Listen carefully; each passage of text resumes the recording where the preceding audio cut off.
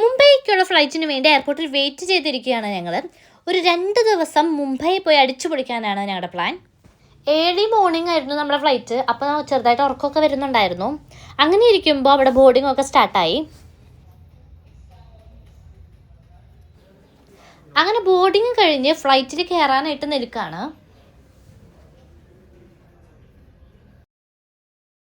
ഇതായിരുന്നു ഫ്ലൈറ്റിൽ ഞങ്ങൾക്ക് കിട്ടിയ മീൽസ്. സോ ഡെലീഷ്യസ് ആയിരുന്നു. എയർ ഇന്ത്യയുടെ ഫുഡ് അല്ലെങ്കിലും സോ ഗുഡാണ്. I love it. അങ്ങനെ ഞങ്ങൾ മുംബൈ ഛത്രപതി ശിവാജി മഹാരാജ എയർപോർട്ടിലെത്തി. Welcome to our Mumbai vlog. This is our day 1. എയർപോർട്ടിൻ്റെ പുറത്തേക്ക് ഇറങ്ങി വരുമ്പോൾ തന്നെ അവിടെ ബ്യൂട്ടിഫുൾ ആയിട്ടുള്ളൊരു വാട്ടർ ഫൗണ്ടൻ ഒക്കെ ഉണ്ടായിരുന്നു. അതിൻ്റെ മുകളിലായിട്ട് ഇവിടുത്തെ പഴയ മഹാരാജാവിൻ്റെ സ്റ്റാച്ചു ഒക്കെ ഉണ്ട്. ഇത് ആക്ച്വലി കാണാൻ നല്ല ഭംഗിയാണ്. സ്റ്റെബി ഇവിടുന്ന് റൂമിലേക്ക് പോകാനായിട്ടുള്ള കാര്യങ്ങൾ നോക്കിക്കൊണ്ടിരിക്കുകയാണ്. അങ്ങനെ ഞങ്ങൾ ഓട്ടോ സവാരി എടുത്ത് ഞങ്ങൾ ബുക്ക് ചെയ്തിരിക്കുന്ന ഹോട്ടൽ റൂമിലേക്ക് പോയിക്കൊണ്ടിരിക്കുകയാണ്. ഇവിടെ നല്ല മഴയായതുകൊണ്ട് ടാക്സിയും കാര്യങ്ങളൊക്കെ കിട്ടാൻ നല്ല ബുദ്ധിമുട്ടായിരുന്നു. അങ്ങനെ നമ്മൾ ഹോട്ടൽ റൂമിൽ പോയി ലഗേജ് വെച്ചിട്ട് ലഞ്ച് കഴിക്കാനായിട്ട് നമ്മൾ പേർഷ്യൻ ദർബാറിലെത്തി. നമ്മൾ ചിക്കൻ ബിരിയാണി ഫ്രൈഡ് റൈസൊക്കെ ആയിരുന്നു നമ്മൾ കഴിച്ചത്. ഇവിടുത്തെ ആംബിയൻസും കാര്യങ്ങളും എല്ലാം കൊള്ളാമായിരുന്നു.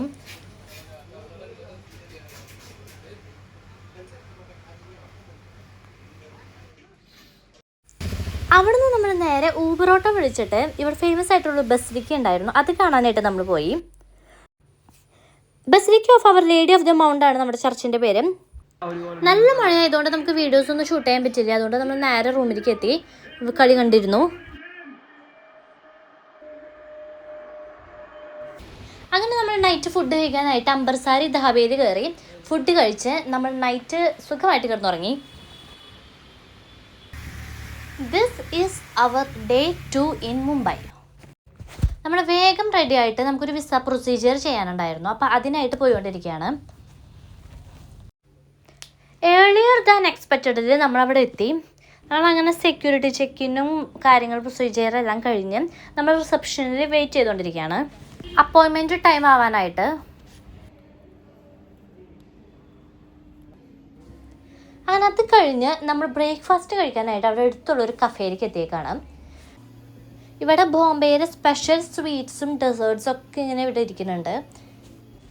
നമ്മൾ ഓർഡർ ആക്കിയത് ബാർബിക്യൂ ചിക്കൻ റൈസ് ബൗളായിരുന്നു. അത് അത്യാവശ്യം നല്ല ക്വാണ്ടിറ്റി ഉണ്ടായിരുന്നു, ടേസ്റ്റും ഗുഡായിരുന്നു. ഈ കഫേയുടെ ആംബിയൻസും എനിക്ക് നന്നായി ഇഷ്ടപ്പെട്ടിട്ടുണ്ടായിരുന്നു. അങ്ങനെ നമ്മൾ ബ്രേക്ക്ഫാസ്റ്റ് കഴിഞ്ഞിട്ട് നമ്മൾ ഊബർ വിളിച്ച് നമ്മൾ ഗേറ്റ് വേ കാണാൻ പോവാണ്. മഴയൊന്നും മാറിയിട്ടില്ല, സ്റ്റിൽ ഇവിടെ നല്ല റെയിൻഫോൾ തന്നെയാണ്.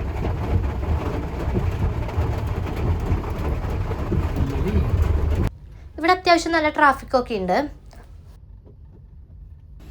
ഇനി നിങ്ങൾ കാണാൻ പോകുന്നത് മുംബൈയിലെ one of the most iconic ലാൻഡ്മാർക്കാണ്.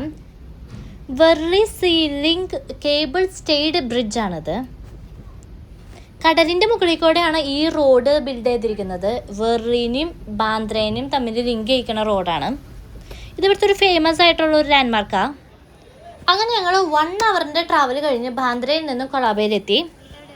Gate way of India കാണാനായിട്ട് അതിൻ്റെ ഫ്രണ്ടിലായിട്ട് തന്നെ നമ്മുടെ താജ് പാലസ് ഉണ്ട്. അപ്പോൾ ആദ്യം താജ് പാലസ് കണ്ടു കഴിഞ്ഞിട്ട് നമ്മൾ ഗേറ്റ് വേ ഓഫ് ഇന്ത്യ കാണാൻ പോകാമെന്ന് വിചാരിച്ചു. ആ കാണുന്നതാണ് താജ് മഹൽ പാലസ്. അപ്പോൾ അതിൻ്റെ ഭംഗി കാണാനായിട്ട് നമ്മൾ അതിൻ്റെ ഫ്രണ്ടിലേക്ക് നടന്നുകൊണ്ടിരിക്കുകയാണ്. വെരി ലക്ഷറിയസ് ഹോട്ടൽ, ആ ഒരു പ്രൗഢിയൊക്കെ ഉണ്ട്. നമ്മുടെ താജ് മഹൽ പാലസിൻ്റെ ഫ്രണ്ടിൽ തന്നെയാണ് ഗേറ്റ് വേ ഓഫ് ഇന്ത്യ ഉള്ളത്. ഈ കാണുന്നത് ഇന്ത്യൻ ഓഷ്യൻ്റെ ഭാഗമായിട്ടുള്ള അറേബ്യൻ സീ ആണ്. നമുക്ക് കാണുമ്പോൾ തന്നെ കുറച്ച് terrifying face of the see ആയിട്ടാണ് എനിക്ക് തോന്നിയത്. ഇനിയിപ്പോൾ അവിടെ റെഡ് അലേർട്ട് ആയതുകൊണ്ടാണോ എന്ന് എനിക്കറിയില്ല. വാട്ടർ ലെവലൊക്കെ ഭയങ്കര കൂടിയിട്ടായിരുന്നു. അതുപോലെ തന്നെ ഈ പ്രൊട്ടക്റ്റീവ് ബാരിയറിൻ്റെ ഒക്കെ അപ്പുറത്തേക്ക് ഫുള്ള് ഇങ്ങനെ വരുന്നുണ്ടായിരുന്നു വെള്ളമൊക്കെ.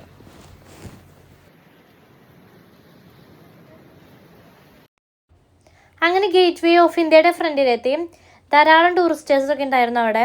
എല്ലാവരും ഫോട്ടോസും വീഡിയോസൊക്കെ എടുക്കലായിരുന്നു. ഞങ്ങളും അതുപോലെ തന്നെ ഫോട്ടോസും വീഡിയോസൊക്കെ എടുത്തതിന് ശേഷം ലഞ്ച് കഴിക്കാനായിട്ട് അവിടുന്ന് നേരെ ബഡമിയ എന്ന് പറഞ്ഞ റെസ്റ്റോറൻറ്റിലെത്തി.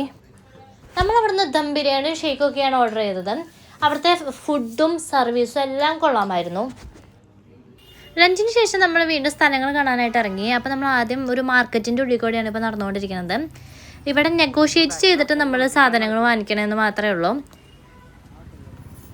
2 സൈഡിലും കടകളൊക്കെ ആയിട്ട് കാണാൻ നല്ല രസമായിരുന്നു. അങ്ങനെ നമ്മൾ ലെൻസ് ആൻഡ് ലെഗസി എന്ന് പറയുന്ന national gallery of modern art, Mumbai ഗവൺമെൻറ്റിൻ്റെ ആർട്ട് ഇൻസ്റ്റിറ്റ്യൂഷനാണ്. അവിടെ എത്തി. ഇവിടെ കുറേ പെയിൻറ്റിങ്സും കളക്ഷൻസും ഒക്കെയാണുള്ളത്. അവിടുന്ന് ഞങ്ങൾ മുംബൈയിൽ തന്നെ ബിഗ്ഗസ്റ്റ് ആയിട്ടുള്ള മ്യൂസിയം കാണാനായിട്ട് എത്തി. ഛത്രപതി ശിവാജി മഹാരാജ വാസ്തു സംഗ്രഹാലയ എന്ന് പറഞ്ഞ ഒരു ഹിസ്റ്റോറിക്കൽ മ്യൂസിയത്തിലാണ് ഇപ്പോൾ എത്തിയിരിക്കുന്നത്. ഈ മ്യൂസിയം പറയുന്നത് പോലെ തന്നെ ഉള്ളിൽ കാണാനുമുണ്ട്. വളരെ മനോഹരമായിട്ട് കുറേ ശില്പങ്ങൾ, പുരാതന നാണയങ്ങൾ, ആയുധങ്ങൾ, അങ്ങനെ വിലമതിക്കാനാവാത്ത കുറേ പ്രദർശന വസ്തുക്കളുണ്ട്. അതുപോലെ തന്നെ ഈ മ്യൂസിയത്തിൻ്റെ ഉൾഭാഗം കാണാനും നല്ല ഭംഗിയാണ്. കുറേ ഉണ്ട് കാണാനായിട്ട്. അപ്പോൾ നടന്ന് കാലഴിച്ചപ്പോൾ ഇരിപ്പായി. അങ്ങനെ നമ്മൾ മ്യൂസിയം കണ്ടിറങ്ങി. ഫ്രണ്ടിലെ ഗാർഡൻ ഏരിയ ഒക്കെ കാണാൻ നല്ല രസമുണ്ടായിരുന്നു. അങ്ങനെ നമ്മൾ പുറത്തിറങ്ങിയിട്ട് അടുത്ത സ്ഥലം എവിടേക്ക് പോകണമെന്നുള്ളതും അതുപോലെ ക്യാബ് ബുക്ക് ചെയ്യാൻ നോക്കണതൊക്കെയാണ്. അങ്ങനെ നമ്മൾ ജിയോ വേൾഡ് ഡ്രൈവിലേക്ക് എത്താണ്. ഒരു ഷോപ്പിംഗ് മാളാണ്.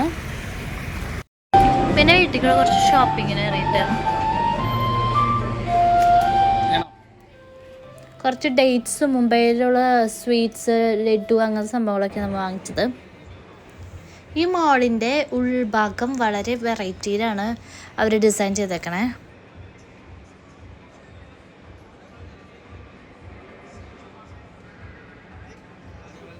അങ്ങനെ നടക്കുമ്പോഴാണ് BTSലെ ലീഡ് സിംഗർ ആയിട്ടുള്ള ജങ്കുക്കിൻ്റെ ഫോട്ടോ കണ്ടത്.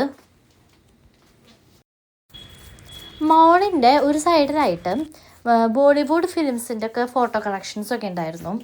അപ്പോൾ അതൊക്കെ നമ്മൾ കയറി കണ്ടു.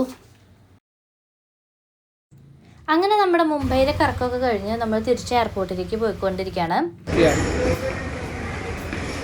അങ്ങനെ നമ്മൾ തിരിച്ച് എയർപോർട്ടിലെത്തി. അങ്ങനെ നമ്മുടെ മുംബൈ വ്ളോഗ് ഇവിടെ അവസാനിക്കുന്നു. Bye bye, see you all.